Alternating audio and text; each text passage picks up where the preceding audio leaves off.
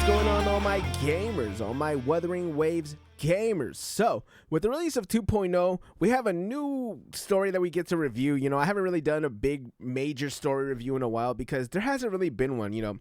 End of the year, not really a lot of stories. The last one I did was Zenless Zone Zero's 1.4, which I really loved. So, I want to get back into this for Wuthering Waves 2.0. Now, let's get into the story.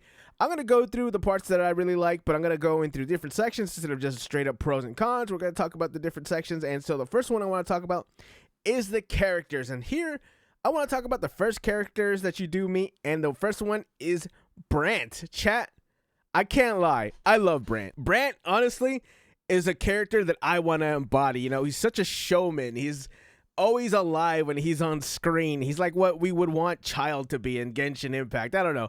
I think he's great, bro. I love this dude. I love him. And then, you know, we kind of get to see her. We kind of don't. We see her a lot more later in Rochia. I think Rochia, you know, I'm going to talk about her a little bit more later. But for right now, I'm just going to say pretty good character. Not going to lie. Anyways, after that, we get to meet Carlotta. And Carlotta she's a pretty good character, bro. I'm not gonna lie. You know, sometimes a lot of these characters, they fall a little flat. You know, a lot of the, oh, I'm in control, and, you know, a character that just seems like they know what they're doing and have everything under their control. Those characters kind of fall flat for me. But in terms of Carlotta, I actually really do like her, bro.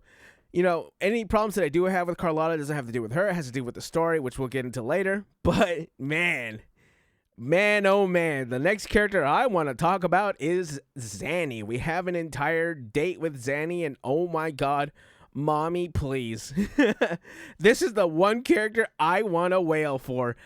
We spent a pretty decent amount of time going around with her, you know, trying the foods and stuff like that.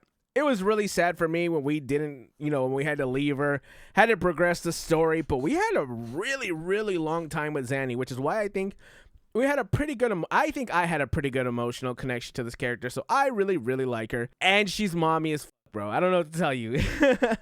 I love her as a character. She's great. I just want her to, you know, take me out shopping and then step on me later that night. Now, this is probably going to be the first negative in a character named Phoebe. Man, this character's pretty forgettable. She's just like Genshin. She's just like Barbara, bro. This is just like legitimately, this is Wuthering Waves' Barbara. I can't tell. You can deny it all you want, and you can get angry. Why would you get angry? I'm just telling stop throwing tomatoes. I'm telling the truth. They hated him for he said the truth. Phoebe's a pretty forgettable character. I thought she was going to cry the whole time. She just seems like she was on the verge of tears, which is pretty funny to me, but you know, you win some, you lose some. A character I really like was Fenrico, you know, the guy who looks like a harbinger. I think he's really, really menacing. And something about his part, it's like, I feel like he's telling the truth when he talks to us, but it feels like he's lying at the same time. He's just such a menacing presence, bro. He's really, really cool and very, very interesting. And something about this story, there's a lot of NPCs in this story, but I feel like these NPCs still had a pretty good portion to them. You know, the lady with the mask, she has a very, very outlandish personality, which I think is really good. I love the camera guy. I can't remember his name, but the camera guy is such a cool dude. I love that dude. And I'm trying to think of all the other ones. The acolytes, they were pretty menacing and stuff like that. I really like the Montelli family. You know, everyone just seems really cool. I really like the NPCs. Now, for the next part, we're going to go into the voice acting, but this is the voice acting in English. So if you didn't have it in English, if you had it in Mandarin, Japanese, or Korean, not really going to apply. But for me, one thing, I played it in English. Everyone has an accent, and it's never the same accent. I get it. This is Europe. Sure, I'm all about it. But for some reason, a lot of these accents just feel way too over the top. It's like, all right, bro, relax, tone it down, okay? Now, a standout performance, in my opinion, with these accents is, you guessed right, bitch, it's Mommy. I love this character. Bro, I cannot tell you how much I love Zanny. Any chance I get, I'm going to talk about Zanny because I love her. Now, there's a character who doesn't have an accent, but I think it's just because of her voice actress. I think she does have an accent, you can hear it very clearly, and it's kind of rough. It's like, honestly, you should have given her an accent because it just would have fit better, and that is Rochia. Rochia doesn't really have an accent, but the way she talks, her accent bleeds through. It's like, I think you just should have committed to the accent, in my opinion. I think, I'm sure it's just the way the director wanted it, but in my opinion, just commit to it. It would have made sense. It would have sounded better. But other than that, dude, these voice acting performances were very, very solid. Other than some parts, I think Zanny at one point went, wait, or I think she said, what? But it was supposed to be like a very intense moment, and she was supposed to scream it out or yell it out or something, and she just went, what?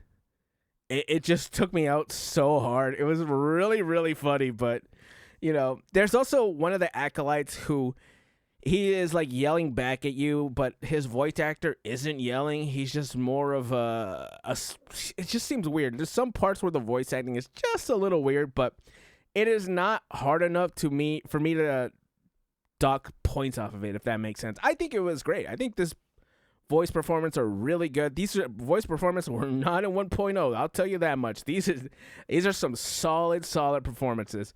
Now we're gonna get to a point where I might lose some people, but this game lost me. The plot. Honestly, the beginning, I think the plot in the beginning was very well polished and very, very solid. It was very well paced. You spend a lot of time with mommy, Zanny, and then, you spend some time with Carlotta, and then before that, you have the fools. You learn about Branton, very little about Rochia. And it all seems to be flowing very, very well. I really like the plot with the Montelli families and Carlotta. It just feels like a mafia movie at that point. I really like it, dude. I love mafia movies. So in my opinion, I thought it was really good. Inside the vault, when you had to go through all the, the secrets and sneak around, I thought it was really cool. There's a very funny moment where Carlotta is swinging from the fan or the chandeliers. And it's like, dude, if anyone looks up, she's obviously going to get caught, bro. She's so colorful. They could probably see up her skirt. Like, even at one point, I think they do have a panty shot. That was just, I don't know why. That took me out. I was just like, okay, this is kind of weird. But, man, I know this is where people might lose me. But when Carlotta saves you and you get to escape and they take Carlotta away, the story falls immediately. And then it just starts to get really weirdly paced and feels rushed. There's a point where Rochia, right after this, she saves you, and it seems like they're going to get some backstory on her, but instead she just leads you through some water, and that's it. And then you're done. And then you immediately have to fight some dragon. Dragon's dead. Okay, what is going on here? We're just rushing through this. These subplots are getting very weirdly paced. Carlotta, and I cannot tell you how annoying this is. This is the second time Wuthering Waves has done this. Another time is with the Tether system where they fix it off screen. Carlotta gets saved and comes in after she escapes off screen. Why? Why does this happen? We practice the dance moves for the carnival more than we save Carlotta. What? Why? The practice doesn't even come into play into the story. Why did we spend more time with the full troupe at the carnival practice more than saving Carlotta? It just seemed weird, but then we get to the carnival, and I think the carnival was a great spot, dude. That was a good ass ending, dude. I had a great time. The boss fights, it was sick, dude. It really felt like a carnival, and it felt like you were fighting against Frolovia. It was sick, dude. I loved it. Yeah, I had a great time. But there's a part that I didn't like, which was Carlotta on the second half became kind of a yapper, to be honest. Especially at the end. She just dragged it on and on and on and on. And it's like, okay, sure, I got it. Please stop talking. Okay, I'm good. And then at the end, you meet with the Harbinger, or what's his name, Fenrico. I keep calling him a Harbinger because he wears a mask. He looks like a Harbinger to me, bro. That's all I'm going to say. So, in terms of a story and the narrative, I think the first half, it's a solid 7, maybe even a solid 8. It's a really good story. And then once Carlotta gets taken away, and then it turns into a 6. It's like, okay, come on, bro. Can we spend a little bit more time with this? In terms of a opening story for Renacida, I think it couldn't get better than this. Honestly, I don't think Wuthering Waves could have done better than this. I'm just saying, Wuthering Waves, when it comes to the story, we're not we're not eating good over here at Wuthering Waves when it comes to story. I'm just gonna say that. Everything looked beautiful, don't get me wrong, but I'm just saying 1.1 is like the golden standard. And then I think this might be the new golden standard. For the first half, definitely better than 1.1. After that, okay, come on. Now we kind of need a little bit more time to talk about all this stuff, all right? But other than that, I had a good time. I might even review the whole update. I haven't reviewed the whole entire update, so I might do that. This is the story. I hope you guys liked it. I hope you guys liked this video. Comment, like, subscribe, and I will catch you gamers in the next one. Bye.